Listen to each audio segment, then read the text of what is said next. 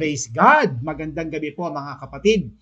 At medyo na-delay po ako ng konti kasi galing po ako sa isang wedding. Nag-officiate po ako ng isang wedding rite sa dako po ng Cavite. Kaya natapos po kami ng around 5:30 at madaling-madali po akong umuwi at nagtalagang praise God naman. Nakarating pa rin po ako kaya na-delay po ang aking broadcast ngayong gabi ng 5 minutes kasi po marami pa po kaming inayos dito sa aking outline. So mga kapatiran, ang ating pong shares at this point ay umabot na po ng 212. Wow! Marami na po ang 50 shares, ang 100 shares, ang 150 shares, ang 212 shares, mas marami po yan. Salamat kay Lord. Meron na po tayong, at this point, meron na tayong 157 active viewers na nakikinig kay Pastor Jim sa kanyang preaching. Hello mga kapatiran, magandang gabi po sa patuloy na pagsama nyo po. Magandang gabi. Nabubuhay po ako pag alam kong nandyan kayo. Mas nabubuhay po ako kapag nagpipreach ako tapos tinatawid nyo sa iba yung aking mga pinagsasasalita dito na galing sa Word of God. Talaga pong lumalakas po si Pastor Jim. Salamat sa ating Panginoon. So mga kapatid, simulan po natin ang ating pong pag-aaral at tayo po ay dumako. Ang ating pong pag-aaralan po ay nasa Acts chapter 20. Ano po? Okay, sandali lang po. Meron na po akong inaayos din eh. Okay, ayan. Okay po. So Acts chapter 20 verses 32 to 38. Kagabi po, nabanggit ko po sa inyo. Kagabi, part 1. Di po ba? Ngayon po yung part 2. Okay po, at ang context ng ating binabasa o babasahin ngayon at yung binasa natin kagabi ay pamamaalam ni Pablo. Papunta na po siya sa Jerusalem and ultimately sa Rome. At inipon niya po ang kanyang mga elders na nanggaling po sa Ephesian Church. At mga kapatid, babasahin po natin ang kanyang mga farewell messages. At magugulat po tayo dito. Napakaganda po. Kagabi pinag-aralan po natin ng 32. Basahin ko. Ano po? Now I commit you to God and to the word of His grace, which can build you up and give you an inheritance among all those who are sanctified. Kung inyo matatandaan, ito po yung sinabi ko sa inyo kagabi na umalis si Pablo at ibinilin sa kanila ang Diyos. Okay? Mga kapatid, sabi niya, I commit you to God. Okay? Bago siya umalis, sinabi niya yun na kinukomit ko kayo sa Diyos. Pangalawa, kinukomit ko kayo sa word of His grace. Yung word of His grace, ito po yung salita ng Diyos na napasulat sa Biblia. Yun po, dun niya kinukomit si mga tao niya. So mga kapatid, napakagandang pagpapala po niyan. Sana po lagi tayong committed sa Diyos at committed sa salita ng Diyos. May mga tao kasi na committed daw sa Diyos. Pagdating sa Bible, walang commitment. May cellphone, walang Bible. Napakalungkot po nun. Alam nyo, sa atin pong pagtuturo, lagi ko kayong kinokonek sa Bible. Kasi yung Bible, tangible. Nakikita nyo, nababasa, nahahawakan, nakikita. Yung Diyos, hindi natin nakikita. Pero ang Diyos na hindi natin nakikita, ipinapaliwanag nito. Yung Diyos na hindi natin nakikita. Ito yung susi, Bible. Bible study. Pero kung alisin mo to, paano mo makikilala ang Diyos? Puro lang yan. Puro mindset lang ng tao. Mali-mali.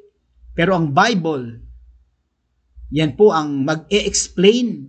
Kaya ang ganda po ng ginawa ni Paul. Inihabilin ni Paul ang kanyang mga manggagawa sa Diyos at sa salita ng Diyos. At ano ang ginawa ng salita ng Diyos? Magpapatatag. Di ba yun ang pinag-aralan natin kagabi? At sa pamamagitan din ng salita ng Diyos, makikita natin yung ating mga inheritance. Yung mga mamanahin natin. Sino mag-i-explain yan? Comics? Sino mag-i-explain yan? TV Patrol? Hindi. Ang Bible. Kaya mahalaga ang nightly Bible study on air. Kagaya ng ginagawa natin. Kaya mga kapatid, lalo tayo magpakasigasig dahil ito'y talagang para sa atin na. Ngayong gabi itutuloy ko po yung mensahe ni Paul. So basahin ko po yung 33. Ano po? Sabi niya, ito bahagi ito ng kanyang farewell speech or farewell messages.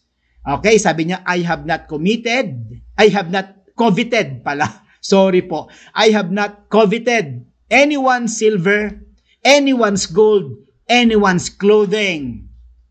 Wala akong ninakaw. I have not coveted. Wala akong desire. Wala akong inimbot, sabi niya. You yourselves know that these hands of mine have supplied my own needs and the needs of my companions. Mabigat yung sabi niya, you yourselves know. Talagang may pinagsamahan. Sabi niya, alam nyo yan na yung kamay kong ito, sabi niya, ito ang nag-supply ng aking pangangailangan at pangangailangan ng aking mga kasama. Nagtrabaho. Verse 35, in everything I did, I showed you that by this kind of hard work, we must help the weak. Tutulong tayo. Pero kailangan maging masipag. Remembering the words of the Lord Jesus Christ, who said, it is more blessed to give than to receive. Ulitin ko it is more blessed to give than to receive.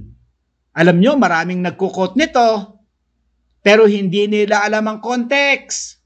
Pag naghihingi sila, sasabihin nila ang verse na to, uy, bigyan mo ko niyan. Kasi it is more blessed to give than to receive. Iba pala ang context. Ang context pala, magtrabaho ka para makatulong ka. Magsumikap ka para makatulong ka. Bakit? Mapalad ang tumutulong at nagbibigay kaysa tumatanggap. Ganun pala yun.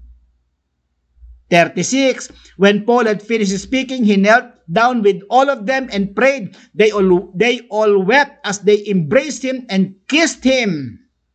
What grieved them most was his statement that they would never see his face again. Then they accompanied him to the ship. Guys, napakaganda po ng binasa nating ito.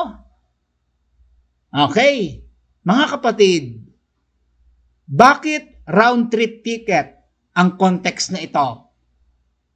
Okay, bakit hindi lang one way? Mga kapatid, kitang-kita ko yan sa talatang 37 hanggang 38. Nag-iyakan sila. Dahil aalis na si Pablo. Niyakap nila si Pablo. Hinalikan pa si Pablo. Lungkot na lungkot silang aalis na si Pablo. Ang tanong ko sa inyo mga kapatid, kung umalis na si Pablo, makakabalik pa ba siya doon? Yes. Bakit? Dahil sa kanyang mga mabubuting ginawa, round trip ticket si Pablo. May mga tao kasi na one-way ticket lang. Minsan mo lang makasama, ayaw mo nang makasama muli. Mga kapatiran, ang daming examples ng round trip ticket dito sa aking itatalakayin. At yun ang gusto ko mangyari sa ating lahat. By God's grace, sa akin, sa inyong lahat. Tayo yung klase ng mga tao na kahit umalis, pwedeng bumalik. Kahit mag-resign sa kumpanya, pwedeng bumalik. Dahil wala tayong ginawang masama. Mga kapatiran, alam nyo, yung helper namin dati, ay one-way ticket lang. Bakit? Aba, may mga ginagawa. Pag wala kami, umiinom pala ng Red Horse. Pinapakita pa sa anak namin. O di nung umalis, one-way ticket. Pumunta sa ibang nangamuhan. Dahil may ginawang masama dito at may ginagawang masama din doon, pinaalis na naman siya doon. Gustong bumalik sa amin. No way. One-way ticket lang ang kanyang dala. Kaya mga kapatid, gets nyo na agad yung mensahe natin. O kung kayo empleyado, huwag pasaway para makabalik. Pag kayo po ay nag-resign, makakabalik ka, sigurado. Mga church members ng CBC, magpakabuti po tayo habang inilalagay pa tayo ng Diyos sa CBC. Dahil kung tayo aalisin ng Diyos, okay lang. For God's purpose. Pero make sure that while you are in our church, dala-dala nyo yung mabubuting gawa. Talagang kayo yung klase ng tao na tinatawag ko na round trip ticket. Tingnan nyo po ang mga NPA. Tingnan nyo po. Di ba? Mga persona non grata na ang ginagawa sa kanila kasi mga pasaway nga sila. Binubulid ang mga kabataan sa pagiging rebelde. So mga kapatiran, iyan ang pag-aaralan natin ngayong gabi. Bakit ko nasabi na si Pablo ay round trip ticket? Ang tema ko ay targeting a round trip ticket. Time to redefine your existence. Makakatulong po ito sa atin. Paano pinakita ni Paul yan na siya ay round trip ticket person? Number one, he did not covet anyone's material things. Wala daw siyang inimbot na anumang material na bagay sa mga taga-Ephesians. Inisa-isa niya rito. Sabi niya din I have not coveted anyone's silver, anyone's gold, anyone's clothing. Wala akong inimbot. Meaning na pagkakatiwalaan siya. Mabait siya. Mapagkakatiwalaan siya sa ginto, sa pilak, maging sa damit. Hindi niya inimbot. Hindi siya nagbigay ng kunting interes. Alam niyo ba mga kapatid kung saan nagsisimula ang kasalanan? Sa interes. Pag nagbigay ka ng isang interes sa isang bagay, babalikan mo yun. Lalo na kapag ikaw ay nag-interes sa kasalanan. Kapag nagkaroon ka ng isang masamang interes sa isang tao, yan po yan, nagsisimula. Kapag nagkaroon ka ng interes, pinagbubuntis mo na yan. Kapatiran, napakaganda po nito. Yan ay kitang-kita natin sa 33. Pangalawa, he worked responsibly. Verse 34. Ang sabi ng 34, you yourselves know that these hands of mine, itong 10 daliri na to, have supplied my own needs. Colgate ko, kumbaga sa panahon natin damit ko, sapatos ko, medyas ko, sombrero ko, sinupply ko yan sa aking sarili. So ang aking idea sa kanyang sinasabing ito, siya ay talagang gumagawa ng paraan. Hindi siya umaasa. Naging powerful ang kanyang buhay. Napaka-productive pala ng taong ito. Hindi lang yan Hindi niya lang sinusupply ang kanyang sariling pangangailangan. If I will read the Bible word for word, sabi niya, magugulat kayo, and the needs of my companions. So hindi sila naging pabigat. Siguro may mga tumutulong din, at makikita rin naman natin yung kanyang mga pasasalamat sa mga nagpapadala ng tulong sa kanya. Pero makikita ko rin dito na hindi siya umaasa. Kaya nga round trip ticket siya Kaya makikita nyo nung paalis na siya at nagpaalam na siya na hindi na siya makakabalik at hindi na sila magkikita. Nag-iyakan. Ang impression sa akin, makakabalik. Round trip talaga. Alam niyo may mga tao na talagang pag nakasama mo, parang ayaw mo nang makita muli. And mind you, sinasabi nilang sila ay Kristiyano. Pero bakit ganoon ang ugali? Parang hindi naman nila kasama si Kristo. Ang Kristo nila, bibig nila. Ang Kristo nila, yung tiyan nila. Ang Kristo nila, sarili nila. Hindi talaga si Kristo ang umaalipin sa kanila. Ang umaalipin sa kanila ay ang sarili nila. Galit nila, puso nila, damdamin nila, yung sarili nila. Pero si Paul, iba ang klase. He worked responsibly. Kaya nga ginamitan ko ng word na responsibly. To provide his own needs and to provide the needs of his companions. Next, he supported the weak. Verse 35. In everything I did, I showed you that by this kind of hard work, we must help the weak. So kinakailangan talaga ng hard work. Alam nyo, pag naging Kristiyano ka, dapat talaga hard worker ka. Trust me mga kapatid, mula sa scripture, pinagbabawal ang tamad. Nakasulat po yan sa Bible. Kaya kung tamad ka, kapatid, tumayo ka, kumilos ka, paggalawin mo, katawan mo, turuan mo ang iyong sarili, magpaka-Kristiyano ka. Alam niyo, sabi sa Bible, huwag pakakainin ng tamad. Grabe po yun. Hindi ko po yung salita. Kaya kung ikaw ay tatamad-tamad, ay turuan mo, tapikin mo yung sarili mo. Turuan mo yung sarili mo, huwag mong turuan ng iba. Turuan mo yung sarili mo. Tayo, gawa, paggalawin ang kamay. Alam niyo mga kapatid, tingnan niyo po mayroon lang akong ipapasilip sa inyo. Lahat, as in lahat ng mga propeta, lahat ng mga apostol ni Jesus Christ, lahat ng mga yan ay tinawag ni Jesus Christ sa place of work nila. Walang tinawag dyan na nagpapahinga na tutulog. Lahat, si Levi, nasa opisina. Sila Pedro, itong mga fishermen to, nandun po at talagang nangingisda. Mayroong implication yun. Alam niyo, nakakahiya talaga kapag tayo ay tamad. Trust me mga kapatid, believe what the Bible said, magiging one-way ticket ka lang. Alam niyo yung nanay ko, kahit saan pumunta, mahal na mahal. Kahit saan pumunta, pwedeng bumalik. Kahit saan pumunta, pwedeng magtagal. Kasi ang kamay, masipag, masigasig. Kaya medyo may edad na siya, pero malakas pa rin.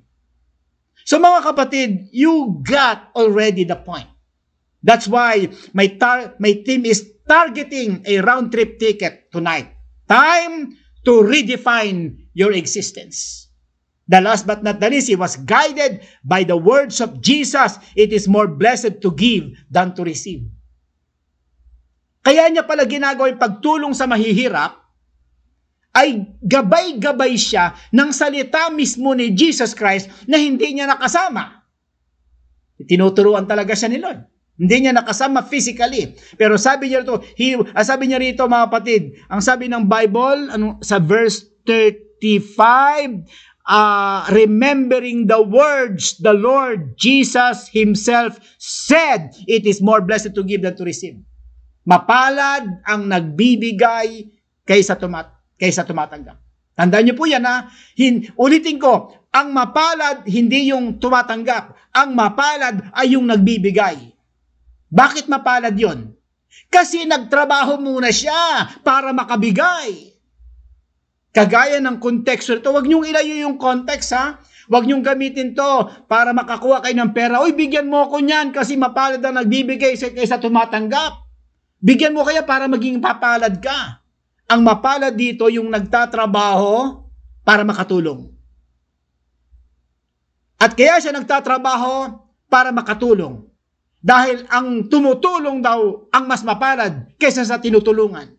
Pero bago siya nakatulong, nagtrabaho muna siya. At ang pagtatrabaho ay optional. Pwede ka magtrabaho, pwedeng hindi. Pero kung ikaw ay guided ng salita ni Jesus Christ na mas mapalad ang nagbibigay kaysa tumatanggap, kailangan ka magtrabaho para ikaw ay may maibigay. Doon ka nagiging mapalad. So guys, napakahalaga po nito. Maraming out of context dito sa it is blessed to give than to receive. What is my summary? Paul was a round-trip ticket man. Hindi po siya one way. Pwede siyang bumalik sa Ephesus. Pwede siyang bumalik sa Miletus. Nag-iyakan nga sila Meaning, welcome siya kung babalik siya doon. Nangiinayang sila na hindi na nila siya makikita. Welcome na welcome si Pablo sa kanila, sa Miletus at sa Ephesus. Why? Grabe naman pala ang ginawa ng tao na to He did not covet anyone's material things, mapagkakatiwalaan. He worked responsibly, masinop, masikhay. Ang lalim ng salitang yun, masikhay. He supported the weak. Aba, talagang napakabuting tao. Siya ay nagsusuporta sa mga mahihina. Hindi siya nagiging pabigat sa mahihina. Nagiging supporter siya ng mahihina.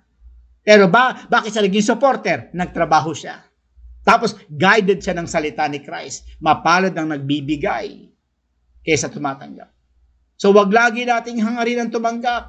Hangarin din nating magbigay. Pero sikreto, magtrabaho ng normal at masigasig at masipag. Mga kapatid, kamusta po kayo? Kamusta ako? Kamusta ang lahat na nakikinig sa atin sa iba't ibang panig ng Pilipinas?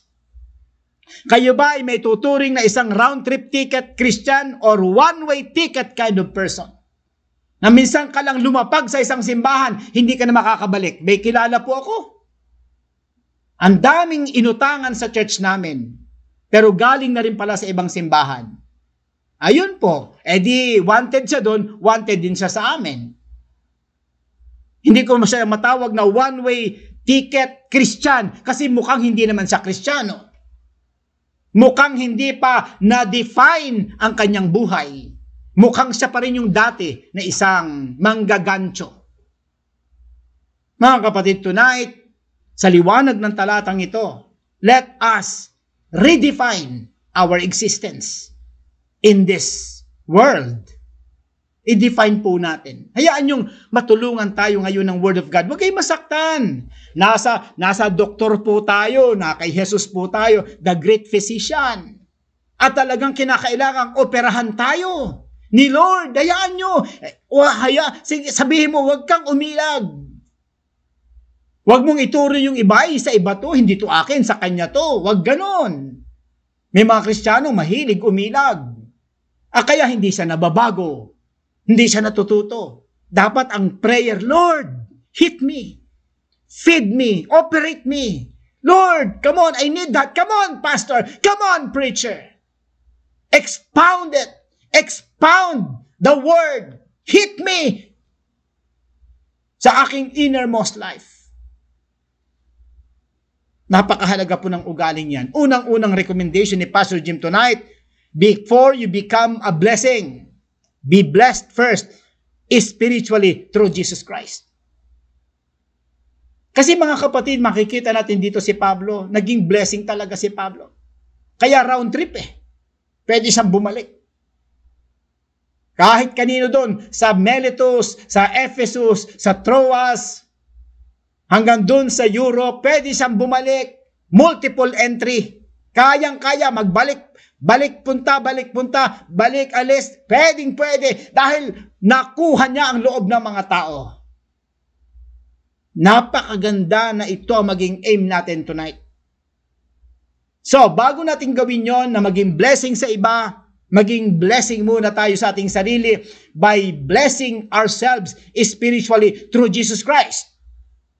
Okay, paano natin isosolve ang problem na yan? I'll give you a verse. John 5:24. The Bible said, "Very truly I tell you, whoever hears my word," sabi ni Lord, "whoever hears my word and believes him who sent me has eternal life and will not be judged, but has crossed over from death to life." Nag-cross over. When we say crossed over, lumipat. Saan ka lumipat? Saan ka nanggaling? Mula sa kamatayan patungo sa buhay. Hindi ba blessing yan? Hindi ba pagpapala yan? Mula sa kamatayan napunta ka sa buhay. Buhay na walang hanggan. Mula sa kamatayang walang hanggan patungo sa buhay na walang hanggan. Guys, naniniwala pa ba kayo dito? Napakaganda po nito mga kapatid. Ang sabi dyan mga kapatid, you crossed over. You will cross over from death to life. At kapag nangyari ito sa atin, well, we are blessed spiritually. Kahit yung kulay mo, maitim ka pa rin, yung panda ka pa rin, sabihin na natin sa human standard, pangit ka pa rin. Pero if you have this, that you crossed over from death to life, you are superbly blessed by God. Ako ay blessed. Blessed na blessed ako. Because of Jesus Christ. Imagine, patay na buhay. Imagine, taga-impyerno, naging taga-langit. Imagine, taga-lupa, ngayon taga-langit. Dati, ang buhay ko ay limitado, ngayon eternal life. Tell me if I am not blessed by that, in that position. Now, sa lahat na nakikinig sa atin, you can experience this. If you know the way, and that the way is the Lord Jesus Christ. If you know the key to unlock the padlock, and that is the Lord Jesus Christ. Napakahalaga po niyan. Very crucial yan. Very vital po yan. Alam nyo, kahit mataas ang inyong pinag-aralan, hindi yan ang key to go to heaven. Kahit na kayo po ay mabuting tao, that's not the key to heaven. The key is the Lord Jesus Christ. Your good works is irrelevant. Dahil maging ang good works mo, apart from Jesus Christ, is still masama. Still marumi. Dahil marumi tayo eh. So ano man gawin natin? Mayroon pa ring kapintasan. Walang nakarating sa pamantayan ng Diyos. Kaya we need the Lord Jesus Christ. The pure, the perfect person is the Lord Jesus Christ. Number 2, redefine your existence. Yan ang pangalawa kong suggestion ngayong gabi, recommendation. Redefine your experience. Ano ba redefine your existence? Marami kasing dinidefine ng existence, para may mga dinidefine ng existence nila ay, to sing a song, ayon, magkaroon ng bahay na maganda, mapag-aral ang mga anak, ayon, okay, may mga magkaroon ng kotse, yan, mga ganyan ang mga sinasabi ng maraming tao. Maraming tao ganyan. Magkaroon ng jowa. Okay. Pero yan po, okay lang yan, pero mababaw po yan. Kinakailangan you need to redefine. Maybe you defined already yourself, but tonight, I challenge you to redefine it. I'll give you a verse, mga kapatid, na masyadong very important. May napakalaki ng bearing nito. Second Corinthians 5:17. Tingnan niyo po ito kung saan tayo magsisimula at kung paano mariredefine ang ating existence. Number 1, sabi nito, therefore, when we hear the word therefore, yan po'y conclusion. Kaya nga, if anyone is in Christ, ayun na po, kung sino man ang nakikristo, the new creation has come. The old has gone. The new is here. Isa-isahin natin yon. The new creation has come. Tingnan nyo isa lang ang ginawa natin. Sabi nito, if anyone is in Christ, etong unang-unang mangyayari, the new creation has come. Ang bagong nilikha ay dumating. Tingnan niyo po yon, mga kapatid. Hindi ba blessing yan?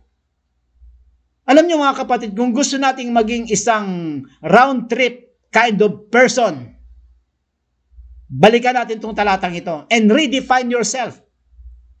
Huwag na po nating ibalik-balik pa yung luma because the new creation has come.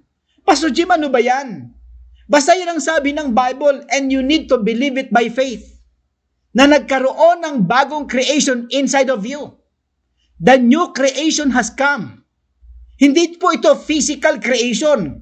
The first physical creation is your physical body. The new creation is inside. And the new creation inside of you has come when you are united in the Lord Jesus Christ. That is only possible in the name of Jesus Christ. If you solemnly, if you faithfully, if you honorably, talagang tinanggap mo si Lord, talagang isinapuso, talagang sineryoso. The new creation has come inside of you. Next, the old has gone. Just believe that. The same color, the same height, the same hair, the same age. Pero ano sinasabing the old has gone? The old spirit, the old destiny, the old master, which is Satan, they are gone and you have to believe it. Kaya pag bumabalik na yan, you need to renounce because that's the works of Satan. To remind you, to torment you, to oppress you. But always say the old has gone and the new is here. The new relationship, the new destiny, the new master, the new purpose, the new definition of my existence. Now, my definition is to live for Christ. So mga kapatid, ito ang pinakatamang pagsisimula. Now is 2021. January 12. 12 days ago pa lang nakakalipas. Pwede pa tayo magkaroon ng New Year resolution. Based on this. And I tell you one thing, kapatid. What I told you tonight is what? This is absolute. Ito ang tamang pagsisimula. You have to start your life right. And you have to start with Him, your Creator. Parang cellphone yan. Babalik ka lang sa gumawa. Babalik ka lang sa factory. Babalik ka lang dun sa factory reset. Dun sa technician. Dun sa manual. Guys, meron din tayong Diyos na babalikan. Eh bakit pag gusto mo magbago, hindi ka dun bumabalik? Come to your Creator. And I tell you, that is the absolute remedy of your miserable life. Bigo ka ba palagi? Lagi kang malungkot? Yung bang marriage mo is at stake? Yung life mo ba is on the rocks? Guys, this is the key. The only key is the Lord Jesus Christ. No more, no less. 1 Peter chapter 9, Chapter 3 verse 9, do not repay evil with evil or insult with insult. On the contrary, wow, may contrary pa pala. Huwag bumayad ng masama sa masama. Insulto laban sa insulto. Mahilig po tayo mang insulto. Mahilig tayo mang insulto. Pero kasalanan pala yan. Kapag may uminsulto sa'yo, iinsultuhin mo rin siya. Wag! Tahimik ka lang. God is our refuge. Pastor Jim, sobra na. Faith. Pananalig na may katabi kang Diyos na nakikinig sa imuha. Na ay Diyos? Nagminaw sa imo? Tinitingnan lang ang imong ugali. Do not repay evil with evil. Command or request? Command. Do not. On the contrary. Eto mabigat. Sana okay na yun eh. Do not repay evil with evil, insult with insult. On the contrary. Eto pang utos na mabigat. Repay evil with blessing. Oh my goodness. My goodness. My God. Do you know what you're saying? This is contrary to my existence. Yes! Baligtad talaga yan. Ganyan talaga sumusunod kay Kristo. Baligtad ang mga pamantayan. Yan po, binabago tayo ng ating Bible study na ito. Sabi niya, repay evil with blessing. Grabe naman. Grabe naman yan, Lord. Okay na lang yung tumahimik na lang ako. Pero kung gagawa pa ako, magbabayad pa ako ng mabuti sa masama, that is too much. But guys, meron ka bang choice? Magkakaroon ka lang ng choice if Jesus is not your Savior. But as long as you say that Jesus is your Lord, you have no right to say no to your master. Or else you are still the master. Not Jesus is your master. Guys, because to this you were called so that you may inherit a blessing. Sa ibang talata, you are not called to curse, but to bless. Masama yan. Maling-mali ang ikaw ay nagka-curse ng tao. Kaya nga, lagi ko sinasabi sa aking mga anak, huwag magmumura. Huwag magmumura. Never ever curse. That is not fitted for us. Hindi na yan bagay sa atin. Hindi yan bagay sa atin. Nakakahiya kay Lord. The last but not the least, bear in mind that the gospel is not just about Bible knowledge. It is also about real life within. Gusto kong ilagay natin sa ating puso, when we talk about the gospel, it is not just about Bible knowledge. Tingnan niyo po, bakit ko nasabi to? Kasi si Pablo Itong si Pablo na to, bago siya umalis sa Miletus, ay sinabi niya, puro pisikal ang kanya sinabi, hindi Bible knowledge. Marami sa atin, maraming Bible knowledge, pero kulang sa lihok. Why lihok? Kulang sa gawa. Magaling sa dada, pero ang kamot, ang kamay, tamad. Puro kasipagan to, oh. He did not covet anyone's material things. Kamay, physical yan. Wala siyang ninakaw. May mga magagaling magsalita, magnanakaw naman. He worked responsibly. Maraming alam sa Bible. Talagang sitas, talata, ang daming alam. Pero, he did not work responsibly. In short, tamad. Abay, pakita mo, dapat your confession must be followed by your life. Dapat yan, magkadugtong yan. Kaya nga, holistic ang preaching lagi ni Pastor Jim. Magaling ka nga sa Bible, utak mo ang galing. Ay naku, hindi. Kung patalinuhan lang, mas maraming alam sa iyo, Diablo. Kaya kapatid, mag-ayos. Huwag baluktot ang mission statement. Huwag baluktot, mga kapatid, ang pananaw. Dapat maging round trip tayo. Tingnan nyo, naging round trip person siya. Kasi hindi lang siya puro talino.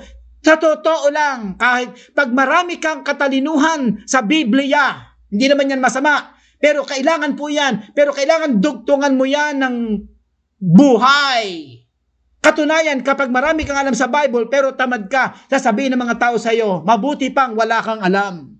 Ano pa sasabihin? Ganyan ba mga Kristiyano? Kaya mga kabataan, nakikinig kayo sa akin, maghugas din ng plato. Magsaing, tumulong. At sasabihin ng nanay mo, bumabait na si ano ah. Bakit? Ipinapamuhay mo na ang word. Yan ang isang anak na talagang round trip, hindi pinapalayas ng magulang. Pag umalis, anak, wag ka nang aalis kasi blessing ka. So tonight, guys, hanggang dyan na lang po si Pastor Jim. Salamat po kay Lord. Akala ko po hindi na ako makakapag-preach ngayon. Dahil natapos yung aking kasal ng alas 5:15 ata o alas 5:30. Nasa malayo po ako, papunta sa amin. Sabi ko dun sa aking assistant dun, kay Pastor Vic, Pastor, sibat na ako. Wala pa yata sa kalahati yung aking message. So habang nagdadrive, pray Lord, tulungan mo ako, sagipin niyo po ako. Ilang minuto na lang, magpipreach na po ako. Praise God. Binigyan pa rin ako ni Lord ng mensahe para sa ating lahat.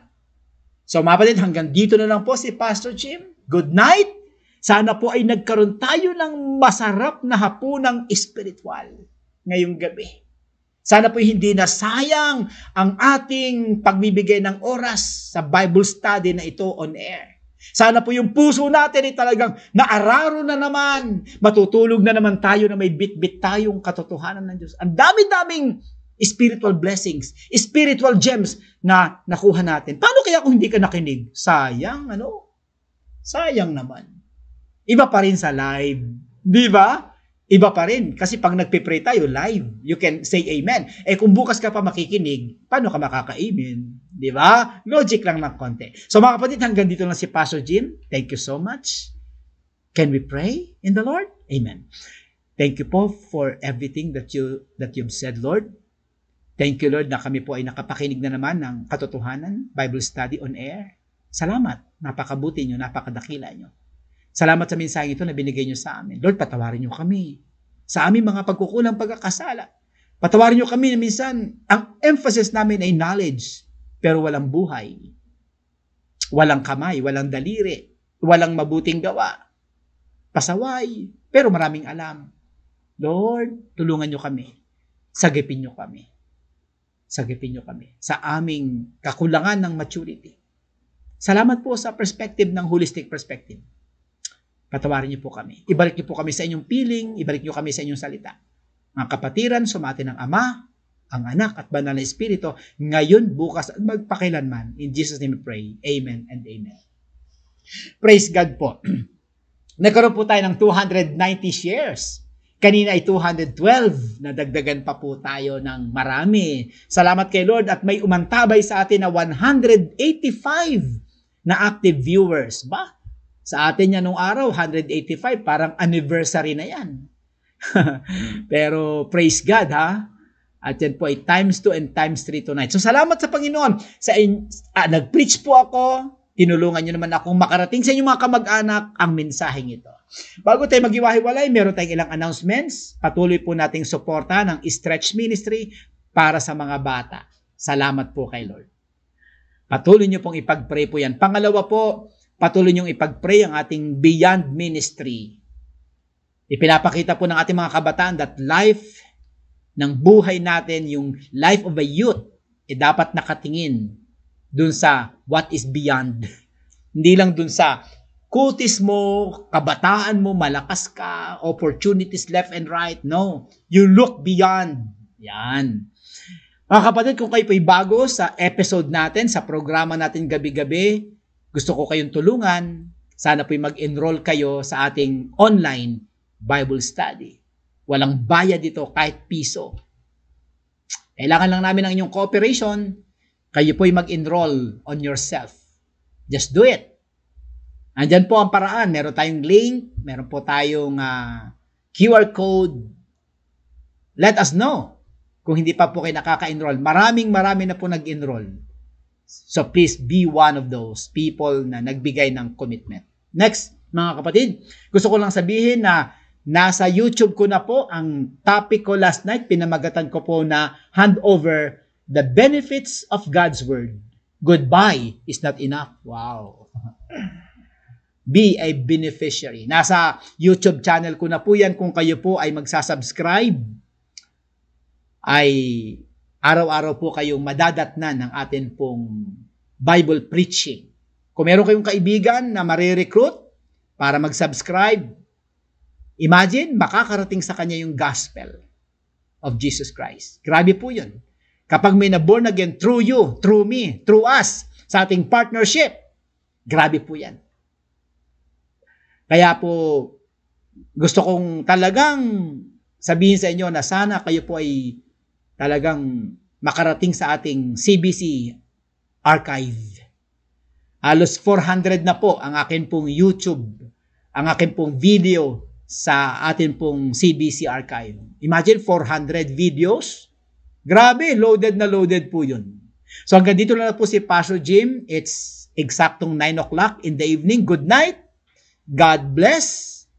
At pagpalain po tayo ng Panginoon. See you tomorrow night kung buhay pa po tayo. Dahil 2 tao na mamatay kada segundo. Good night. God bless. Maranatha and Shalom.